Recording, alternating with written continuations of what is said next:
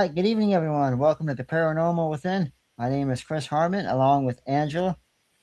And how are you doing tonight, Angela? I'm doing great. And I did have a paranormal experience last night, so that was interesting. It was Oh, interesting. really? Care to tell us about it? Yes, so I wasn't expecting anything. I had kind of a rough day, and I kind of wasn't expecting anything. But sometimes when you have a rough day and you have a lot of stress going on in your environment, that stirs things up. So late in the evening, I went ahead and turned on a voice recorder, and I had my fan running. And even though with the fan running, I heard somebody come up to the microphone and kind of breathe out a really creepy sigh and did it twice. And I know it wasn't me because I wasn't breathing like that. And then I did a different EVP recorder, and I recorded that and I posted it on my Facebook page where I got a direct intelligence response.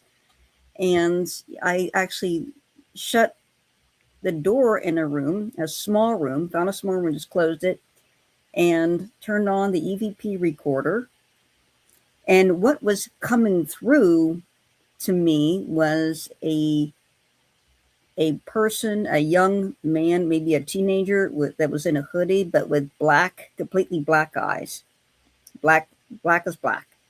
And I turned on the EVP recorder and I said on it, I said, I heard two heavy sighs. Is that coming from a spirit that's presenting himself as a young person wearing a hoodie? And a voice comes in loud and clear and says, I'm here. And I got that. I put on my Facebook page, and you can hear it. I don't have to tell you what it says because you can hear it for yourself. Wow, that is very, very interesting. Did that give you the goosebumps? Give you chills when you heard that? Yeah, well, it did. The size of what gave me goosebumps because it was kind of creepy sounding. But I did kind of I cleared the place out with when I go into my meditation. I just bring in all this light and it just clears out everything. So I'm sure he wasn't around, and I just filled him full of light, and then he was gone. So that being is no longer around me, but it was kind of creepy. Those breaths, those sighs were just very strange to hear. And for those, that sounds very, very interesting. I'll have to go back and listen. I've never heard that yet, so I'll go back. You have it on Facebook, you said, to listen to? Yes, it's on my Facebook page. I'll have to check that out. And folks, if you want to hear that yourself, you can go to Angela's Facebook page and you can listen to that EVP of the voice that says "I'm here." And for those who are new here, my name is Chris Harmon. Yeah, I'm a psychic. absolutely. My name is Chris Harmon. I'm a psychic medium. Angela is also a psychic, and I do, of course, other shows as well as this show. In fact, I got a show that we do on Friday nights called the Fright Files, where we just discuss. We just started doing this past Monday. We're now switching the show around a little bit. We're doing the current UFO reports as well as the current Bigfoot reports and and paranormal as well. And what's interesting about these reports is we read you the latest UFO, paranormal, and Bigfoot reports as well as tell a few stories here and there. And watch the show very carefully and listen to the reports because any one of those reports, for those who are listening out here, any one of those reports could be in your own backyard or in your own hometown. In fact, Monday night show, we did reports from Hmm. Florida as well as Illinois. We had some from all over the globe. And some of those reports were very, very interesting. And it gave such unique details and had photographic evidence as well as hands hand-on drawings that the witness drew of some of the UFOs they'd seen, hand drawings that they made, and we presented those on the show so you can see it for yourself. It is a fantastic episode. We do this every Monday and Friday, and the reason for that is because UFO reports and paranormal reports, as well as Bigfoot reports, happen 24/7. People are reporting this stuff, and some of those reports are so um, unique and not just unique, but they're real. I mean, this is happening, and we present these to you. So make sure you watch very carefully every Monday and Friday. The Fright Files with Chris Harmon and my lovely, wonderful assistant, Madam Mina. And there is Gigi's Unhinged. He had a question in the chat. Do you ever get reports from Canada? Yes, we get reports. We get reports from Canada as well. In fact, I could probably, um, believe it or not, I could probably go right now and find two or three or four reports from Canada just within this past week. 'Cause, I mean, this stuff happens all the time. Bigfoot, UFO, paranormal. It's amazing.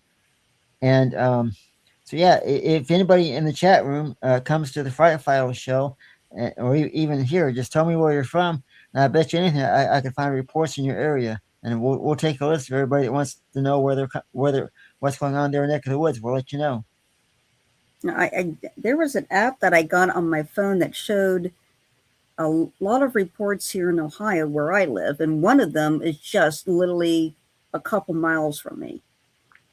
There was a report turned in, and it was recent, and they saw a light in the sky, and it came down and was hovering above Salt Fork Park, above the lake. And they also had a Bigfoot experience. They also have Bigfoot experience out here as well that people report. So there's quite a few of overlapping reports there. And as for me, of course, this is the Paranormal Within. So we tend to talk about the psychological and emotional and long-term effects of the paranormal when you have a paranormal experience, and kind of how to deal with that. And Gigi says the first time she saw a UFO was about 8. Actually, I saw one when I was in my early 20s, and I was in Cincinnati. I was actually in Milford. It's a suburb of Cincinnati. And I was just in my backyard, and I looked up, and I saw this round object. It was perfectly round. It was perfectly spear metallic object. And it looked weathered. It kind of looked like it'd been out in the weather for a while. It looked kind of worn. And it was traveling, and it was just silently traveling in a perfectly straight line. And I know it wasn't a balloon. I know exactly what I was seeing. It was just hovering just a little bit above the trees. And it was, I heard, I think it was like a month or two later. Or no, it was in the same week, actually. If I remember right, it was in the same week.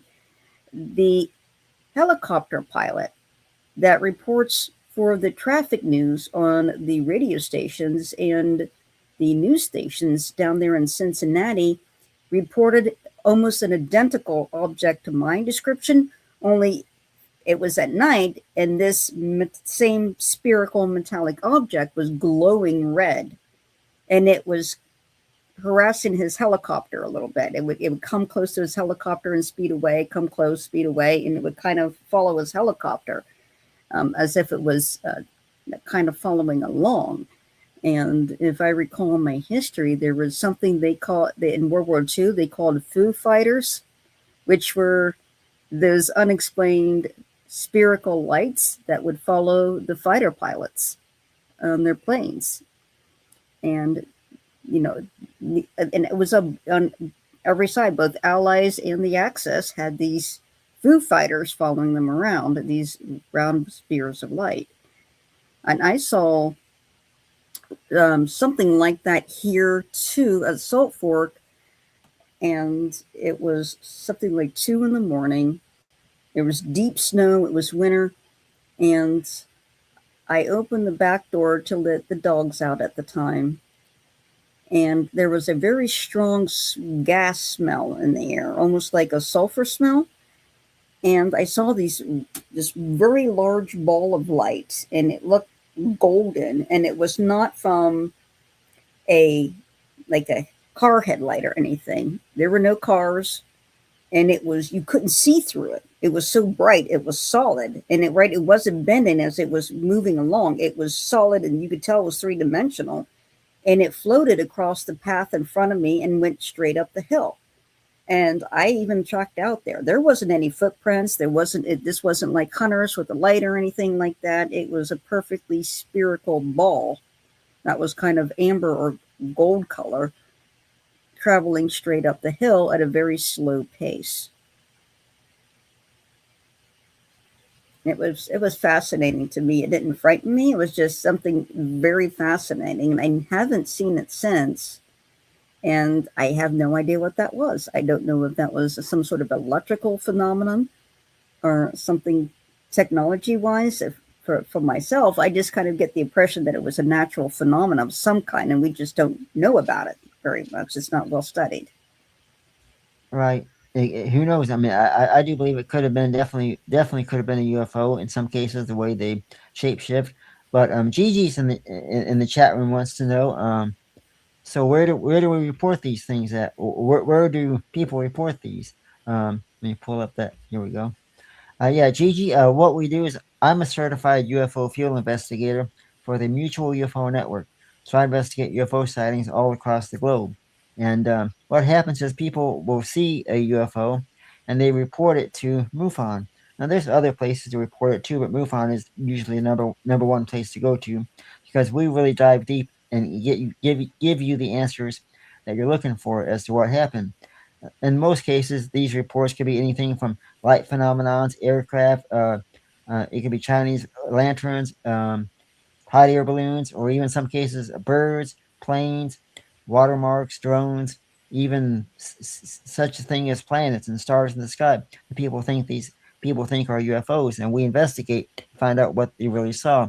And some cases that we get are actual physical UFO cases, actual sightings. We investigate the report, and it turns out to be a real UFO in the sky. And as far as Bigfoot sightings go, Bigfoot sightings can be reported different places online. I don't work for that organization, but I'm happy to investigate Bigfoot sightings as well. Just people report them to me. Uh, so yeah, you can go to MUFON to report your UFO sightings, and somebody will contact you within 24 hours, and it could be me, and then we interview you just for a brief interview, find out what's going on, and then we take that information and we investigate it. And then we contact you within a couple of days later, let you know what we really found out. Most investigations take anywhere from 2 days to a week, depending on how serious the sighting is. There's another part of MUFON called the um, ERT, and that's where you would go to if you're having physical hands-on contact with ETs, like actual contact. Then we would call you and help you out with that. And Angela, what do you have in store for us next? Well, I thought we would talk tonight about the paranormal experiences as far as their effects go. When something happens and it's unexpected, and you feel trapped, you feel like you can't get away.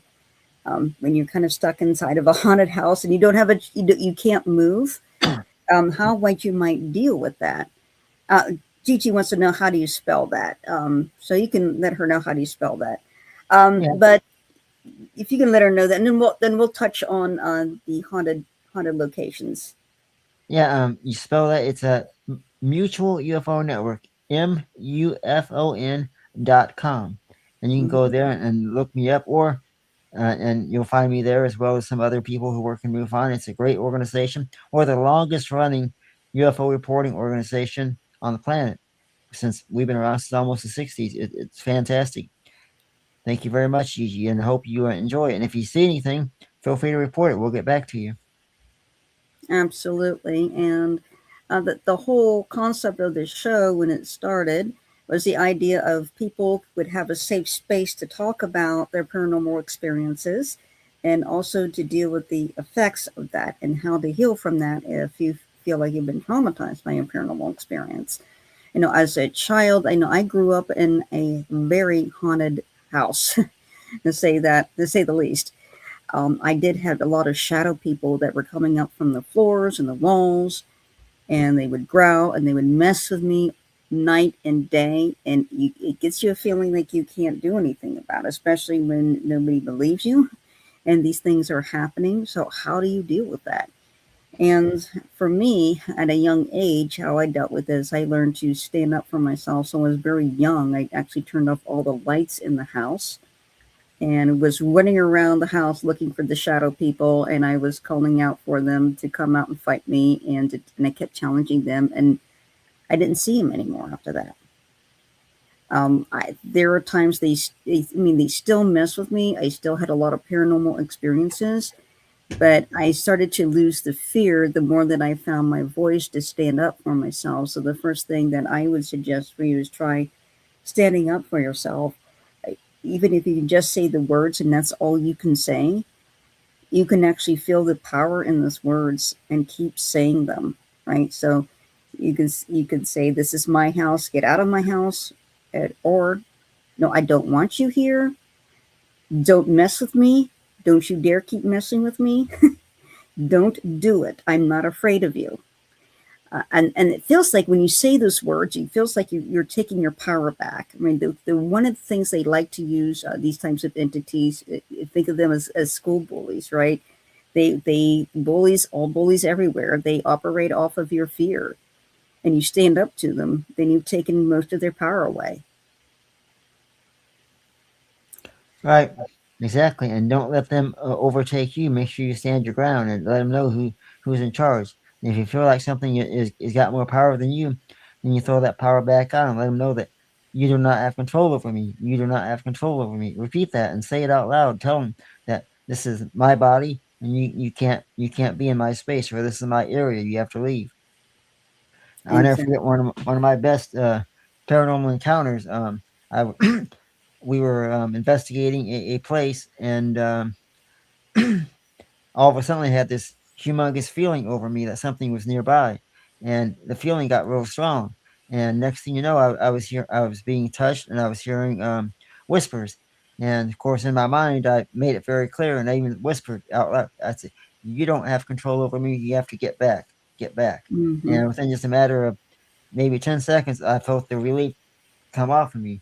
But just goes to show that as long as they know that you're in control, that is a blockage for them. You can also, in some cases, envision a bright white light over you, like a shield of protection. That'll also work.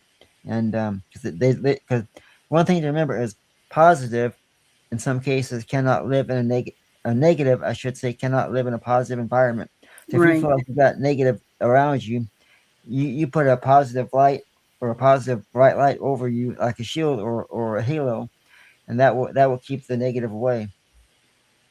And in particular, I've had experience with shadow people. I found that even if you're startled and they're right there in front of you or they're up in your face and they're being aggressive, think of the most powerful love that you can. You can have the strongest memory that's most filled with love. Take that love energy. Imagine that love energy in the form of light, a pink light, and imagine it turning into a laser light and you shooting it at them. And just shooting it out of your body or out of your heart rate towards them, and it actually makes them step back. They can't handle that. They absolutely can't handle it. She makes them step back. And that's good for and everything that I'm telling you is like these are experiences like if you have to live with a haunting and like you don't have a choice, this is one these are the ways you can cope. This is the way you can deal with something that is in your space, that's competing for your space, right? And always is trying to mess with you, always attention. Maybe they're always there. Maybe they're kind of a lurker. Maybe they're you look up and you see a shadow person standing there, or maybe they startle you sometimes. Maybe they just suddenly show up out of nowhere and they look alive, they look human, they look solid, and they may look to you in such a way that is very off-putting or very disturbing, and you're like, how do I live with this? Well, this is what we're talking about here. I did have a lot of those experiences where suddenly somebody was there or a person was there and they looked alive, they looked real, but they had body trauma to their face or to their whole being, and that was horrific to look at. And I would just take a deep breath and say, I'm sorry, I can't deal with this right now. I'm just going to step away and walk out. Okay, because this person may be well meaning. Maybe they didn't mean to frighten you. It's been my experience with people, with spirits that are like this, who have died and have had a traumatic death, is that they're trying to reach out for help. It's not that they're there to frighten you. And I've had the experiences where I thought, okay, I'm going to have to call 911 for this person, thinking a living person is in front of me, and they're so vivid in their appearance, and they're so horrific in the level of the injuries that I've gone into shock before. And I just had to take a deep breath and remind myself this is a soul. If I was like this, I would want somebody to help me. And I would just take a deep breath and step back for a moment and then gather my thoughts, come back later, and invite that person to cross over. And people with these traumatic deaths, um, to cross them over is much more evolved. It in a sense because they are stuck, right? What you're feeling from them is not necessarily the shock of seeing what you're seeing. It's not just that, it's what their shock is, it's their emotions, it's what they're experiencing at the moment also. And you're picking up on that and they're projecting that on you. And we are answering questions tonight. So if you have any questions, you want to put those in the comments, please put them there. So with my experiences with that, the first time I had that experience, I was in my 20s and I had just was going to go for a walk. I went to grab my jacket out of the closet. I shut the closet door and there was this person there that was skinned. Literally, it looked like it'd been a horrific accident, a bloody mess. There was even blood on the floor. And I felt myself go into shock. And he was talking, but he was talking in my head, right? I could hear his voice in my head, but it wasn't out loud. And he was leaning over me and talking to me. And he was explaining to me that he was reaching out to me for help. And he was waiting just for the right conditions to appear. And I had to just, like I said, look, I'd love to be able to help you, but I have to take a deep breath because this is a little much, and I would step out. And I never saw him again. But what I did do to help him was offer prayers up for him, ask that angels come counsel him and take him over to the other side. Another way you can absolutely assist a spirit like that that's been traumatized. You can just ask and say a prayer and just ask for their family members, their angels to come get them and ask them, what about the light? The closer they get to the light, the more healed that they're going to be. Sometimes they hold themselves back from the light thinking they're not good enough because they're carrying this trauma, and all they really have to do is just go forward and go towards it. So it's not as complicated as we think. It's just hard for us to convince them that the light is all right, that they're not going to be judged on the other side, and that's usually the hardest part of it. And Seashells says, I'm starting to feel my partner has an attachment, not sure who it is or where it came from, and I'm nursing, and I wish for it to never enter my home or be attached. So an attachment, what kind of phenomena are you experiencing that would indicate an attachment? Do you just get a sense that when you're with your partner that there's more than one person there? Is there paranormal activity around them? Maybe things move on their own, or maybe there's a disembodied voice. What kind of, okay, so a negative attachment. And for the negative attachment, what makes it feel negative to you? What are there some indications of an attachment that you're experiencing? Okay, is this just something that you're picking up? You're feeling anger around this being? Okay. So for angry attachments, is a lot of times those spirits, and it's been my experience, I've run into that before. I've run into somebody that had an entity attached to them, and they like to use the living person as an agent, right? Kind of like using them as a partner. Especially when they're angry spirits, they'll try to find somebody who has a hot temper, right? And they'll hang around that person and they'll just prod that person, right? So they kind of feed off of each other. So with a negative entity, an attachment like that, what I do is I set boundaries and I tell them, like, you cannot come into my home. You can't cross my threshold. You can't come around me.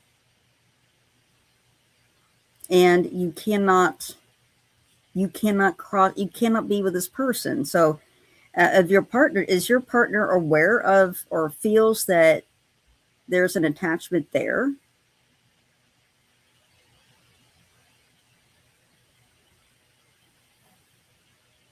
Have you talked to your partner about this and to see how they feel?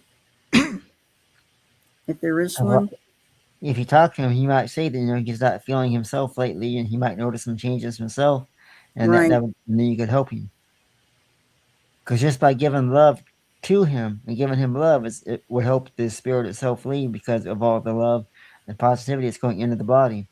Because right. they feed off of your fear, your sadness, your anger. But if you're experiencing love feelings and happy feelings, that's going to they can't feed off of that's too powerful for them. Exactly. Exactly. And you can even ask him, is he experiencing nightmares or anything like that, or is he noticing any mood changes? And you could just ask rather than coming out and saying, I think you have a spirit attachment. You can say, okay, have you noticed some changes recently? Are you feeling moody? Are you have been having nightmares or anything like that? And just ask. As you're having a hard time sleeping, because a spirit attachment, they will make you feel tired all the time. You could ask, hey, are you tired all the time now? And just if you notice that just in the past few weeks, have you feel tired? And it feels like you're carrying extra weight around, and you can just ask. But also, like Chris was saying, let love energy. Um, so you could like even bring him to a Reiki master or Reiki practitioner and ask the Reiki to practitioner to go over him and to put that shield of protection on him. Now, Another also, yes, go ahead, Chris. I was going to say another thing you can do too is if you feel like there's an attachment and you want to and you're looking for a way to get rid of it, another one thing you can do is in your mind or start naming off all the things about your life that you love. Name off Mm-hmm. your family members that you love. Name off, go in your mind and name off all the happy moments you've experienced in your life and feel those moments and visualize them and smile about that. And that will also help because the more positive that you have within you, and you got it in your heart and in your soul and in your mind. Let that positive out. Say it out loud. I'm happy for my family. I love my wife. My kids are wonderful. They're great in school. Say those things. That will also help because anything negative that you feel or think is going to grow if you let it grow. But if you keep throwing positive at it, it's really going to kind of like a kick in the butt per se. And sometimes these attachments will form because there's something in the person's past or their psychology that they're still holding on to that they're feeding off of. And it could be a sense of guilt, it could be a sense of fear, or maybe there's some trauma that that the spirit's trying to exploit, right? That person's carrying around as a weakness, and that's something that can be addressed with your partner. As you spend more time with them. Um, Sometimes when a negative attachment, when they come through like that, they're kind of exploiting. Or let's see, if that person carries around a lot of guilt, that entity is going to be feeding off of that, right? So I mean, love ultimately is the answer. And I find too that with attachments, when particularly getting rid of attachments, what I have done for people when they've come to me for readings and they and I can pick up an attachment, it's been a negative attachment. What I do, I say a prayer to the Blessed Mother, and I ask Mother God to open the doorway to heaven, bring the doorway to heaven open over the person, right, and the attached being, and pour down this waterfall of light over both people. And that will often completely get rid of that attachment because they can't handle the purest light of all, which is pure love. It comes straight from source, straight from creation. There's no negative being that can endure it, right? They can't stay. If they're angry, let's say they're angry, then that might heal that anger and that hurt that caused that anger, and they may actually cross over. Or if it's a purely negative entity, like it has purely bad intention, there's nothing positive in it, that thing is just goes away. It literally cannot stand. It will actually go away.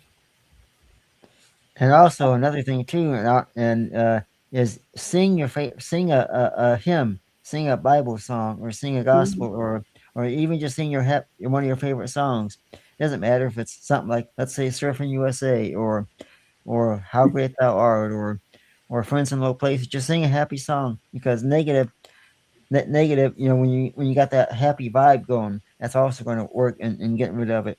Kind of reminds me of that scene in the movie Ghostbusters 2 at the end, where they all sing Old Lang Syne or whatever that is, and Mhm. and, and the painting starts to deteriorate. Right. Exactly. Exactly. And there are places that will have negative attachments too. Um, and those places, I mean, it really depends on the circumstances of each individual spirit that's there. You first want to determine, okay, is this spirit, was it ever human or is it non human, right? Because you could have beings that are kind of elementals, which I can describe as an elemental is something that the earth creates. That's just the best way I can describe it. And I said, she said, you'll do that with the light I will do, and I will need it full force, right? So ask for it to be used full force. Bring that waterfall of light down over both full force. And how you can tell a little bit, because for me, since Chris, for me, right, we both are psychics and elementals. All I can tell you is that it feels like they come from the earth. It's the best way I can do it. It's like the earth produces the things. It's like they feel so close to the earth, and a lot of times they're very ancient. And there's a lot of mythology built up around these elementals. Different cultures will give them different names, but they're very territorial about certain patches of land. They can be under the ground, they can be on the ground. And then there are the what we would call the demonic, the pure negatives, right? The that are absolutely darkness and chaos, that actually thrive on creating pain and suffering. Those are the demonic, right? The fallen beings. And then you have spirits, souls, who have experienced some sort of trauma in their lives, and they are there. Some of them might be better. Some of them are still suffering and you know don't want to let go, and they are in a place. And then you can also have uh, a situation where there is just residual energy, where you don't really have like a haunting, and with an intelligent haunting, you could have residual energy if something terrible happened there. It could be just be playing itself out. I've seen And that before many times.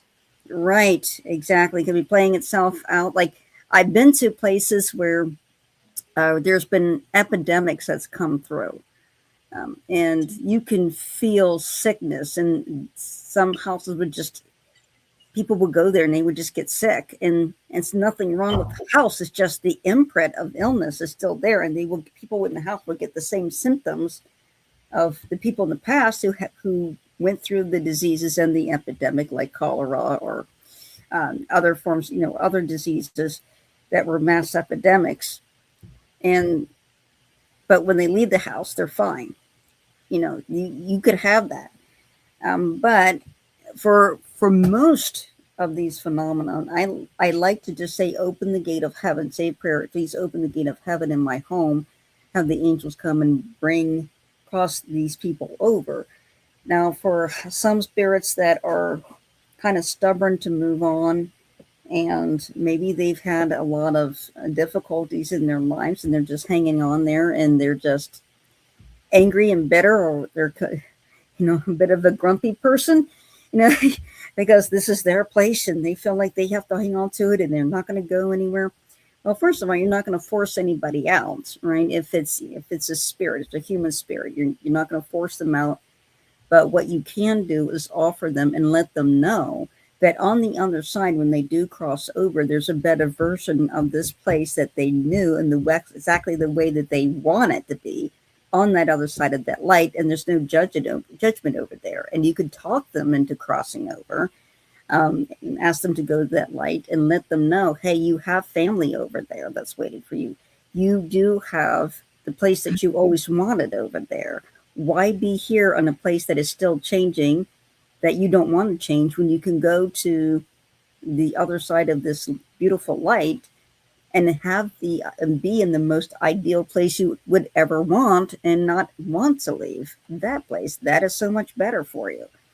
And for these dark entities, sometimes it takes a lot of prayer, prayer and fasting. Sometimes I've had harassment. In fact, I had to have my car blessed because I had demonic entities that would just take over my car and speak through the car speakers. You know, everything come on and get harassed, and we'd have challenging conversations back and forth. These entities, and once the vehicle was blessed, the next time it would attack, you could tell it was a weaker attack. And when it would come through, a lot of these, how these dark entities like to come through, they like to come through with laughter, like really deep, startling laughter that just is creepy and it creeps you out. And it would startle me really badly. But I thought of a plan, and I thought, okay, the next time this happens, I'm going to mock them back. I'm going to say, hey, look, I'm glad you're attacking me because you know what? You're increasing my faith in Jesus. You're increasing my faith in Mary. You're increasing my faith in a heavenly place in heaven, because if you exist, I know heaven exists. So if you keep on attacking, I'm going to keep on believing in Jesus and Mary even harder. And they have no response to that. I did that. The next time they attacked and came through, wasn't really attack, it was more of harassment, and it was took over my radio. It came on. They were laughing through it. Really deep demonic voice came through, was mocking me, um, and I said that to it, and then all this weird, crazy sound came through it, and like it got confused, and it I don't know how they make music on the other side, but somehow they were doing that. But it was just sounding very chaotic, and then everything just went back to normal because it didn't know how to handle an answer like that. The and of course the residual. When you have something residual there, maybe you have an imprint of illness on there. Maybe for the history of the house, there's been chronic illness of the occupants, and you go and then you start to feel the symptoms. Right, there's nothing wrong with the house; it's just imprinted on the environment, and then you have to do a similar activity. Right, invite light into the home, invite peace into the home. I would say open your windows, and what I like to do is I like to walk around the house, like inside the house, and praying and blessing it. Like I can hold a white candle, say the St. Michael's prayer, or do incense and walk around.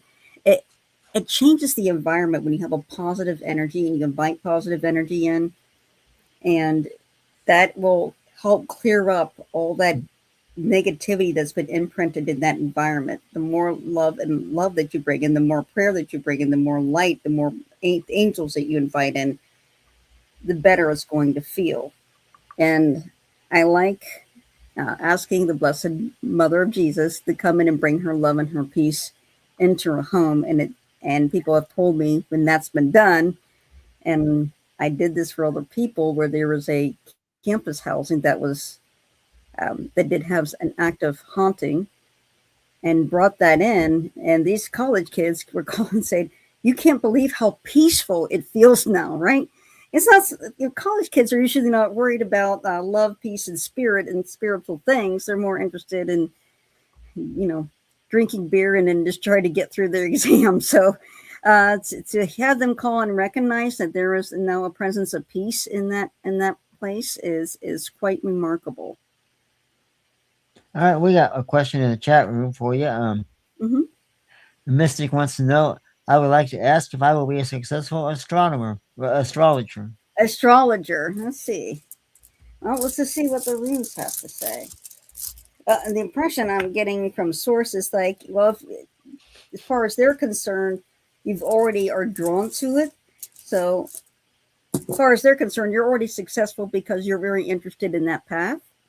And the next, okay, so I'm just going to draw some runes for you. So I drew a rune. This is Ing, and there we go. This is the rune Ing was. So I drew this rune just to kind of connect with your energy and to see with success. So this is something, according to the runes, that, and the feeling that I'm getting, this is something that's going to grow. And yes, I do feel like this is going to be very successful for you as diving into astrology. And it's usually when you're drawn to something, it's usually because spirit is guiding your guides is drawing you to it, knowing that it would be a good fit for you.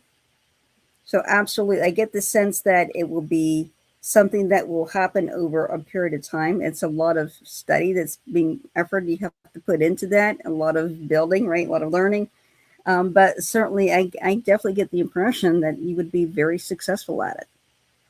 I'm getting the same thing. I feel like this is going to be a good turnaround for you. I feel like this is going to lead to a better, I say, it more fun and more of like a career path for you in the long run. I see you doing great, and I see you with your hands and really, really, really, getting out there. I see you in that uniform that they wear and just having a good time. Okay. And we got about, I guess we got about a little bit over 10, a little over 10 or 12 minutes left. So does anybody here in the chat have any paranormal experiences that startled them or frightened them and want to go ahead and talk about them here? Because this is a safe space for that. There isn't anybody here that isn't going to believe you because we believe you. We've been through a lot of paranormal experiences ourselves, so I completely believe when somebody tells me they have a Yeah. paranormal experience, I believe them. I'll tell you one of my favorite paranormal experiences while we wait for the chat room to fill up. Years ago, I was a little kid at the time, and I was old enough to stay home alone, of course. And I'll never forget this. I was cleaning the house, and all of a suddenly, I heard what sounded like my dad's voice say, "Hey, Famous." That's my nickname, Famous. And so I immediately went to look for my dad. And this is the middle of the afternoon. My thought was he came home early from work and has a project or some kind of building or something something we're going to work on. So I start looking for him, and we have 6.5 acres of land or thereabouts. I'm running all over that property looking for him, and I feel like he's looking for me. So I can't find him. He can't find me, and I'm thinking if I don't catch up to him, I'm going to be in trouble because he's been waiting for me. And then after looking around and around, I realized he's not here, but I clearly heard his voice. So then I went back into the house and I was sitting there puzzled, like I know I heard him. A little later on that day, he came home from work at the usual time, and didn't I didn't ask him if he was home earlier because he didn't say anything. He was just happy as normal. I thought, okay, I'll drop this up. I'll quit worrying about it. But I know I heard his voice, and that was probably my first true paranormal encounter. No, that's really interesting. And then somebody had asked, I think Crafty said, can we have more than one spirit animal? Absolutely. You can have many spirit animals around you. Just like you can have many spirit guides with you. Absolutely. I have several. I have a lot of deers that come to me. And sometimes there will be completely unique animals that will come and go. They're very different. I do have owls and there's snakes and all sorts of animals around me, spirit animals, and most people will have more than one spirit animal. Usually they'll have several, and there are several that will come and they would go, depending on what's going on in your life. That animal may be there to teach you, just for to deal with just one crisis that you're trying to go through and get taken care of in your life, and that spirit animal shows up just for that. So absolutely, we definitely have multiple spirit animals, and also, I mean, we have our guides and we have family members, we have angels around us protecting us, and you can make a habit of talking to your guardian angel, right? All of us have guardian angels, right? Guardian spirits with us that are there to protect us and guide us. You can make a habit of staying in touch with them, talking with them, especially if you feel um, and particularly nervous about going to a place or going on an investigation, and you can just open yourself up to your guardian angel and ask your guardian angel to protect you. And you can even ask your angel to show some sort of sign or indication that they're there and they're looking for you and looking out for you. And yeah, owl energy is wonderful. I do have a barred owl that hangs out around me, and each and different owls have different personalities. So if you dream of an owl, you see an owl, you can certainly research that owl I'll learn about its personality. Is it a timid owl? Is it kind of aggressive when it's protecting, or is it when it hunts? Is this owl elusive? What does it sound like? What kind of habitat does it like? The most variety of owls in the world that exist are in Asia. Believe it or not, there are more variety of owl species in Asia than the Americas. And around here, we have all varieties of owls. We got the barred owl, the great horned owl, the screech owl, saw-whet owl. We have a lot of variety of owls where I live too, as well. It's wonderful to hear all of them and hear all their sounds and hear all their voices and hear the woods come alive at night with their energy. All right, and I want to thank everybody in the chat room here. This is a fantastic episode, and I tell you one other time, probably my second time I saw had a paranormal encounter, and this was a full figured apparition. So I was playing a video game on an arcade machine that I had. Is my first arcade machine that was hand built with me and my brother. The one I got now is much more advanced and all that. But anyways, I was playing that, standing up playing it like this. Out of the corner of my eye, I saw a black shadow go right through the wall into the garage. Didn't open a door, nothing, just went right through the wall. My first thought was it was my dad coming. And when I looked at it, I saw it go right through the wall. And of course, there again, I was puzzled. Like, what did I just witness? Because I Mm-hmm. mean, if you've never seen anything like that before, or even had a paranormal encounter, the minute when you have your first one, it usually you don't forget it. And this was the first time I saw a shadow just go right through the wall, like the wall didn't even exist. So what could have happened was that back in his time frame, wherever he was from, maybe that wall didn't exist, or maybe it could have been residual haunting, where it was playing out an event that happened, and it was walking its path. Exactly, and we have. I'm actually. I've had paranormal experiences throughout my whole life, from the time I was a child. I mean, till just recently.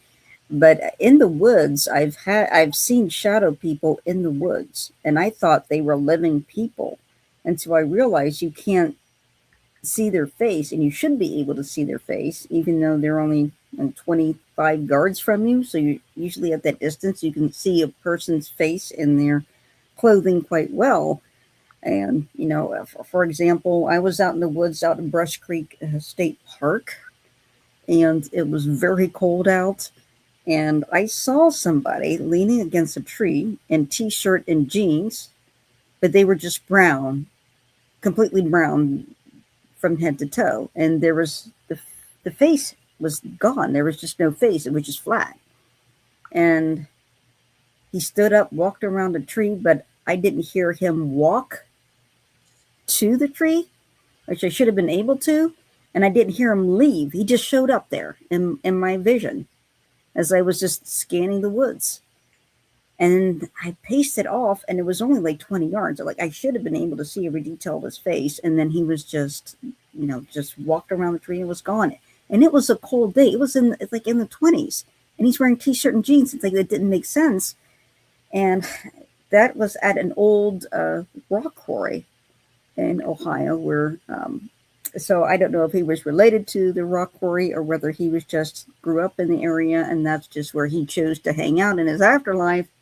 But I definitely saw shadow people in the woods as well. And when you see them outside in daylight, they tend to be brown as opposed to black. It's been my experience with seeing shadow people in the woods, especially around old homesteads where you've seen there, you might see fine pieces of roof tile, slate they would have used for the roof, old wells, fence line. I've found a brass bed out in the middle of the woods, the brass red frame out there in the middle of the woods where this place used to be. I found old road signs, things like that, and have seen apparitions and experienced shadow people out in the woods. And I was even um, out in the woods and saw a shadow man in very heavy clothing, which was appropriate for the time of season it was, but he was all in brown again, like completely brown. I couldn't, there's like no facial features. And he was leaning against a tree with his arms crossed. And the way that he was dressed, though, was a little bit outdated because for most hunters from the 40s through the 60s, they wore heavy jeans that were kind of rolled up. They had a hat that had air flaps that would cover your ears and have a heavy flannel shirt. And, they'll have their heavy boots on and they'll, carry a gun or something. He didn't have a weapon with him, but he was dressed just like a hunter from maybe the 1940s would normally wear. And and I was standing next to somebody, and the living person I was standing next to couldn't see him, did not see him. I could see him, but the other person didn't. And again, he just suddenly appeared. I didn't hear him walk in. He didn't walk in and stand in front of the tree. He was just suddenly there. And he was only 30 yards away. And then he eventually stood up straight and walked behind the skinny sapling and just disappeared behind it. And he never emerged from behind this skinny sapling, which would be impossible for somebody to do. But he was very close to an old homestead. And at this old homestead, other people that have been in that area hear voices, whispers in their ear. It's like people are having conversations around them, but they can't make out the words. Other people have seen the apparition of an entire family having a meal in the middle of the woods, but from the 1930s. And I have in that same area smelled cooking going on in the middle of winter, and it was as if somebody was taking the plate of food and actually putting it under my nose, and I could smell each individual dish going by. So there's something residual or significant about a family dinner or holiday dinner in that area that's residual and keeps replaying itself in that area of woods, which makes you hungry because you can smell all the food and it smells wonderful. For sure. Now it's all woods because back in the 50s, the state of Ohio started to buy up the farmland around here and turn it into park. And so you could have experiences like that here. It's very interesting to be out in the middle of the woods and just have a paranormal experience. All right, I'm going to show everybody in the chat room a couple of very unique photos here before we leave. I think this is going to be great for everybody to see. So let me explain this to everybody who's listening. So back in 20, shoot, I have to look at what year it was, but I'm with a paranormal team called Something Wicked Paranormal Investigations. You can find us on YouTube, Facebook. It's Something Wicked Paranormal Investigations, SWPI. So just put in the search bar, SWPI, Pekin, and then you'll find us. But we stayed at a haunted bed and breakfast. Well, I did. Everybody else stayed in a cabin next door. So while I was there, I stayed at the bed and breakfast, and there was a reports of a little girl that likes to play with her toys and stuff at night. But she's an apparition, or a spirit, I should say, and she likes to play with her toys at night. Well, anyways, one night while we were there at the location, we went in and did an investigation. Our team did, and made a show out of it. The whole show, both episodes can be found on our YouTube page, SWPI Pekin YouTube. But while we were there, I did photographs, and I'm very good at taking photographs and getting the proper lighting arrangements and everything to make all this work. And I'm always getting great photos, even EVPs. And one of the photos I took, you see the little girl wearing the old-fashioned knicker shorts and different things. So let me pull that photo up. You can see I her. love to see that. You can see her in her old pyramid clothing, and it's remarkable. So let me. I'm going to show you two photographs. Here's the first one.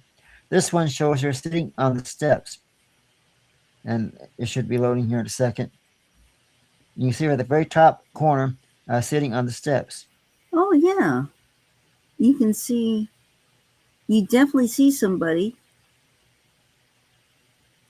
And now, The next photo you're about to see is a much more well, I'm gonna let that photo speak for itself. But you know, children like to run and play on the steps. So here is a photo of her. Now, this is not the negative photo that I took. This is a copy of it from our Facebook page, but you're going to see it here in a second. It's unmistakable. Five, four, three, two. Oh, I got to select it. Let's try that again. Five, four, three, two, one. Wow. You see the old pyramid, what they call the knicker short, the old girl, short sleeves to Yeah. wear. Yeah. Wow. That's pretty incredible. And so every night I'd go in there to go to sleep, and you could hear her playing with her toys, giggling, laughing, stomping around on the floor, having fun. I mean, just she was loving it. She loves life there. Now the people who work there and run the bed and breakfast were a little bit scared. Not so much scared of her. They were afraid of well, they didn't quite understand uh, the fact that she's there and why she's there because she has fun. Maybe at one point her and her mom and dad live there and she's still there playing. Now it could be that she comes and goes from heaven to this dimension and plays at night with her toys. Which I mean I don't blame her to come around at night and play with her toys because at nighttime nobody's there, everybody's sleeping. It's a good time to play and enjoy yourself. In the daytime, everybody's running around and doing their job and checking people in and out of the bed and breakfast, so she might be too scared to play in the daytime. But nighttime is perfect time for her to play and run around, which is probably why she doesn't. And I told her because I did remote viewing, and I told her it's fine. You know, I play with your toys, have fun. We're not here to hurt you, and she didn't mind us being there. And you hear the laughter and fun in her voice. It was just magical. I mean, you would think a real person was there, but in reality, whether we're in a physical body or not, we are still real people. Hmm. And so wanted to share that with everybody. And any comments, Angela?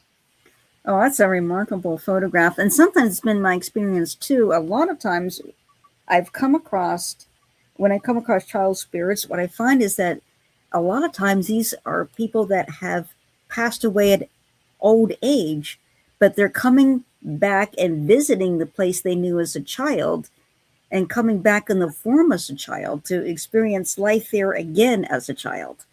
You know, they may have grown up, had their kids, and then passed away at old age, but they missed their childhood so much, so they just come back as their child self at the place at their childhood home just to have fun and just have that enjoy that experience of being a child again. Ah, yes. And I think this has been an amazing hour here with you and everybody in the chat room.